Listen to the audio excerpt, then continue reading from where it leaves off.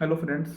आज के इस वीडियो में हम बात करेंगे यूपी पीएससी पीसीएस 2024 एग्ज़ाम के पोस्टपोन के रिगार्डिंग। देखिए, आज 6 मार्च 2024 है और जो यूपी पीसीएस ने अपना ऑफिशियल कैलेंडर इशू किया था उसके अकॉर्डिंग 17 मार्च 2024 को, मतलब आज से 11 दिन बाद आपका एग्ज़ाम शेड्यूल्ड है। और पिछले 3-4 दिन से, खासकर जब से R O A R O का एग्ज़ाम कैंसिल हुआ है जो ऑलरेडी कंडक्ट हो चुका था 11 फरवरी को, उसके कैंसिल होने के बाद इसकी अटकलें या इसकी गॉसिप्स बहुत बढ़ गई हैं कि यूपी पीएससी पीसीएस 2024 वाला पोस्टपोन होगा।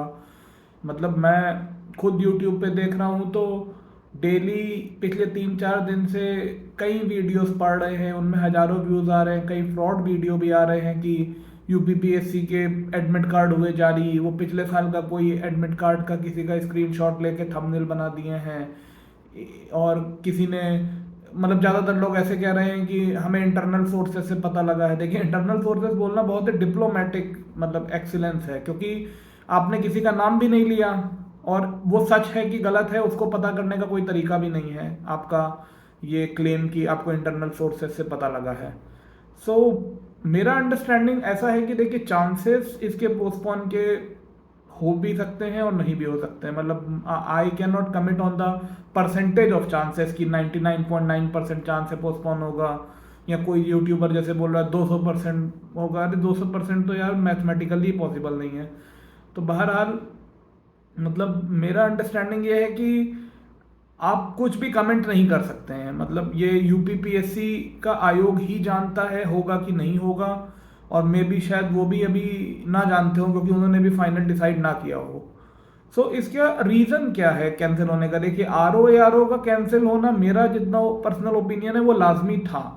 पेपर लीक हुआ था, आयोग ने ईमेल्स पे प्रूफ मांगे थे, लोगों ने प्रूफ दिए हैं और आयोग को भी शायद ये समझ में आया होगा कि पेपर लीक हुआ है। तो देखिए, पेपर अगर लीक हुआ है तो हर एक ऑनेस्ट सीरियस एस्पिरेंट के साथ वो गलत है, बदतमीजी है कि मतलब अगर पेपर वो एज इट इज कंटिन्यू हो जाता तो मतलब एक जेन्युइन कैंडिडेट ना हायर होके एक कोई फ्रॉडस्टर या चीटर अगर हायर हो रहा है तो वो गलत है, वो दिस इज रॉन्ग। और इसके अलावा मैं समझ सकता हूँ कि पीसीएस का तो ऐसा कुछ मतलब ऐसा सीन अभी तो पेपर हुआ ही नहीं है, तो लीक का तो पॉसिबिलिटी है ही नहीं अभी।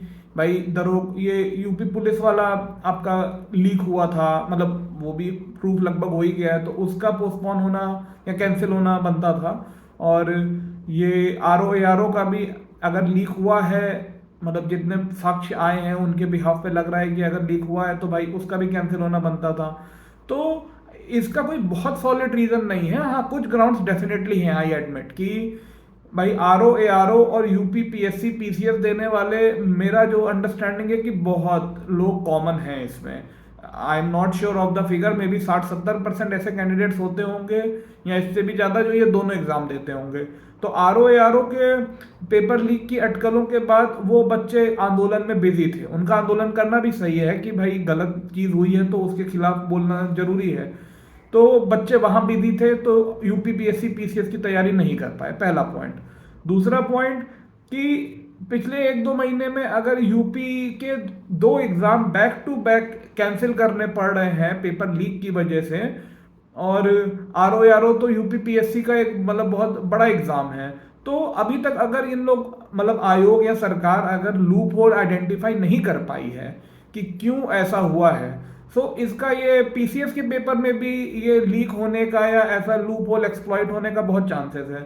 तो मेरा जो अंडरस्टैंडिंग है कि they may take some time at least, मतलब actually they should take some time, और पहले सिस्टम को लूप होल आइडेंटिफाई करके उसको कंट्रोल करा जाए फिर पेपर होना चाहिए। और इसके अलावा इस साल सेंटर के इलेक्शन भी हैं तो आचार संहिता लगने वाली है। तो अब मतलब अगर पेपर पोस्टपोन, अगर अब तक तैयारी नहीं हो पाई है एग्जाम कंडक्ट कराने की, या अब ये लोग शफल कर रहे हैं सेंटर्स या कुछ कुछ, क्योंकि ऐसा भी सुनने में आया है कि इस बार अपने डिस्ट्रिक्ट में किसी भी कैंडिडेट को नहीं देंगे। मतलब सुनने में आया है, कोई ऐसा पुख्ता खबर तो नहीं है, मेरा कोई इंटरनल सोर्स है नहीं। तो मेरा जो अंडरस्टैंडिंग है कि हाँ, ऐसा सुनने में आया है कि मतलब इट मेक सेंस ऑल्सो कि अगर अपना सेम डिस्ट्रिक्ट नहीं देंगे, क्योंकि सेम डिस्ट्रिक्ट में अगर किसी का सेंटर होता है तो अगर हफ्ते 10 दिन पहले भी उनको पता लग जाता है एडमिट कार्ड के थ्रू कि ये मेरा एग्जामिनेशन सेंटर है, तो वहां पे फ्रॉड या चीटिंग की पॉसिबिलिटी ज़्यादा है। अपने डिस्ट्रिक्ट में कई लोगों का अच्छा होल्ड होता है, फिनेंशियली साउंड है, या वहाँ पे मतलब पॉलिटिकल अप्रोच है। दूसरे डिस्ट्रिक्ट में है तो थोड़ा सा पॉसिबिलिटी कम हो जाती है। अब आपको क्या करना चाहिए? देखिए, आपको पेपर कैंसिल हो चाहे ना हो, आपको हर केस में पढ़ना ही चाहिए। इसके मैं आपको बताता हूँ, देखिए अगर पेपर कैंसिल हुआ तो भी अभी आप एग्जामिनेशन प्रेशर में जो मतलब प्रायोरिटी आपकी सेट हो जाती है पढ़ाई, आप सब कुछ छोड़ के 8-10 घंटे पढ़ाई कर रहे होते हैं, खासकर एग्जामिनेशन से 2-4 हफ्ते पहले। ये टाइम आप यूटिलाइज कर ले जाएंगे, आपका काफ़ी सिलेबस कवर हो जाएगा। आप ये मान के चलिए 17 मार्च को ही पेपर है, तो आप समझिए कि अगर पेपर पोस्टपोन होता भी है तो आप जब जब भी पोस्टपोन होके जाएगा 1-2 महीने बाद, तो आपको रिवीजन करने में बहुत ईजी रहेगा। आपने अभी 2 महीने पहले ही पूरा पूरा सिलेबस कंप्लीट किया है। और मान के चलिए अगर पेपर पोस्टपोन नहीं होता है तब तो आपको बहुत एज मिल जाएगा, क्योंकि कई लोग अभी इस समय थोड़े ढीले हो गए होंगे कि हाँ कैंसिल हो जाएगा, कैंसिल हो जाएगा, और कुछ आप श्योरिटी से नहीं कह सकते कैंसिल हो चाहे ना हो। तो ये टाइम में आपको पढ़ना ही चाहिए in any case, paper cancel हो चाहे ना हो। Thank you.